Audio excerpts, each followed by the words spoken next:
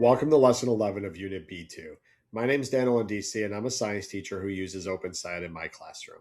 In Lesson 11, we're asking what decisions we can make to help and manage fire in our communities and other communities that we may care about. Let's start by looking back at how we arrived at this point in our unit. During Lesson 10, the class figured out that management techniques like prescribed burning, grazing, and planting trees help balance matter and energy while reducing overall fire risk. Now, in this lesson, we find that students naturally transition into wondering how they can design and implement these exact fire management solutions for specific communities that we care about. Let's take a look at the overall structure of the lesson, which is a 3-day putting pieces together format. I like that the prep time is minimal, only about 20 minutes before class. There isn't a hands-on lab investigation to set up, but I would make sure to secure student devices because they will definitely need them to conduct local community research. There are no extra related videos that you have to worry about pulling up for this lesson. There's a lot happening in Lesson 11, and we break that down into 3 distinct sense-making loops, and we're going to take a greater look at each of them right now. In the first loop, I have students brainstorm local constraints, research a chosen community's vulnerabilities, and prioritize criteria into smaller, manageable goals. What they figure out here is that the criteria must be broken down into simpler pieces to effectively manage fire and see exactly who, both human and non-human, will be impacted by our decisions. From there, the question that naturally emerges is how can we design a solution that addresses these prioritized criteria while still balancing the community's constraints? Moving to the second loop, I guide students to identify necessary trade-offs, design their fire management systems, and create a multimedia product to share their work.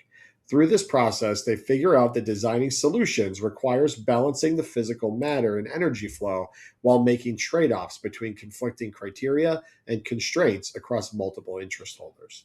This leads them to wonder how our own classroom community can give feedback to help improve those products. For the third loop, the class presents their finished products to peers, gives and receives structured feedback, and works to close out the driving question board. They figure out that by using science and engineering practices, they have successfully answered many of the puzzling questions they generated way back at the start of the unit. This leaves them wondering if they can take everything they figured out about fire, matter, and energy to explain a completely new phenomenon down the road.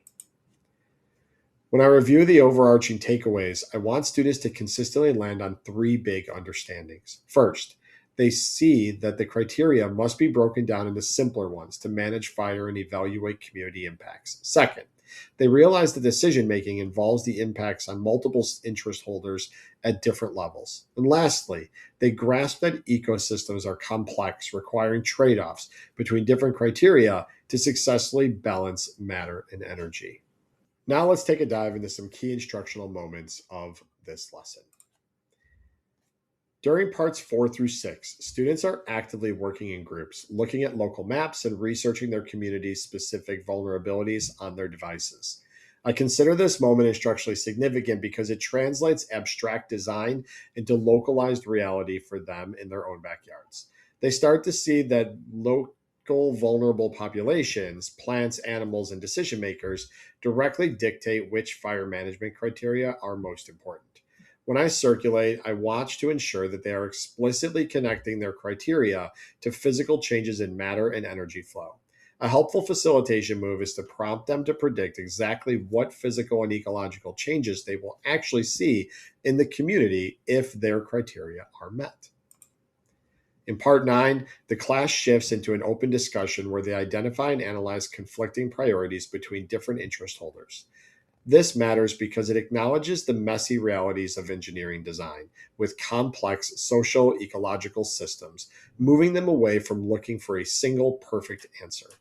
Students are learning that conflicting priorities means compromises or trade-offs are necessary to implement viable solutions. I watch out for students treating this like a simple debate to be won. Instead, my favorite move is to relate it back to Lesson 10 case studies, reminding them that options like prescribed burns release carbon dioxide but successfully reduce major fire risk. This helps them see that it's about balancing community needs rather than winning. Moving into part time, students are physically collaborating in their groups to synthesize weeks of science ideas and community research into a single concrete action plan. This is important because it forces them to turn abstract concepts into a functional layout, and I watch to make sure that their solutions address specific criteria and constraints while clearly changing the matter and energy flow to reduce fire risk. If I notice a group struggling, a great move is to refer them back to our class consensus model from lesson 9 and ask them to point to specific components they want to change. I also use this time to actively guide students to consider marginalized or vulnerable groups in their community to ensure inclusive solutions. Part 16, students physically gather around the driving question board with sticky dots or markers at hand, and this moment validates student curiosity and provides powerful visual representations of their learning journey. They see firsthand that by using science and engineering practices, they have successfully answered many of the questions they had at the start. I make sure to let them physically go to the board to mark off answered questions themselves, and I always watch for any disappointment regarding unanswered questions. I remind myself that it's completely normal if only 50 to 75% of the questions are actually answered during the unit. My move here is to celebrate their hard work and remind them that unanswered questions just means there's more science to explore. As we look to transition out of this lesson, the class wonders if they can apply what they've figured out about energy and matter to a new phenomenon. This sets up perfectly for lesson 12, where they will complete an end of unit transfer task exploring dead zones in the Gulf of Mexico. It's a clean way to bridge this design challenge to their final unit evaluation. Now let's look at some practical tips and tricks based on my own classroom trials and experiences that can help this lesson run smoothly. When navigating the community research phase, I found it helps tremendously to prepare local maps and a list of useful websites or search terms in advance to save valuable class time. If you are in a large city, one thing I like to do is encourage groups to focus on specific neighborhoods or suburbs they care about. To keep things consistent, I always ensure that all groups use the same checklist to identify the components, regardless of the areas they have chosen. For managing product creation and presentations, I found that giving students multiple options for how they share their work, like letting them choose between making posters, recording videos, or designing slides, really helps make the task accessible to everyone. To support students who are still developing their academic language, I actively encourage them to rely on non-linguistic features, such as drawings, models, or graphs, to build out their own explanations. When it comes to presentation day in part 14, what's worked well in my classroom is pairing up two groups at a time to present to one another and keeping a strict 3-minute timer running for each to ensure the transitions stay efficient and the timing doesn't get away from us. If you happen to have extra time or need a well-known historical example of a fire management solution, I found the optional Smokey Bear reading works beautifully. I like to use it because it provides an excellent way to discuss the unintended consequences of total fire suppression constraints.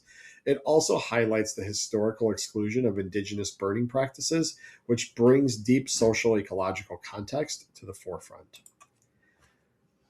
While handling the personal glossary, I make sure we review our encountered or revisited terms, which are criteria, constraints, and interest holder. This is also the exact point where we add our new co-constructed terms, trade-offs. I try to stick with that rule that in my classroom, we work to define the words together prior to putting a formal definition in the glossary. Looking at our poster management for these days, I make space to resurface the Lesson 10 chart of wonderings, the class consensus model, and the driving question board. The elements we need to create are the class list of criteria and constraints alongside the student's final fire management system products. Since this represents the end of the instructional storyline, there are no items we need to save for future lessons. This wraps up our walkthrough through Lesson 11. By the end of these 3 days, our students have a solid grasp of how to balance criteria, identify constraints, and manage trade-offs to protect the lands and waters that they care about. Next up is Lesson 12, an end-of-unit transfer task evaluating dead zones in the Gulf of Mexico. Thank you so much for preparing to teach this lesson with me. Good luck, and you got this.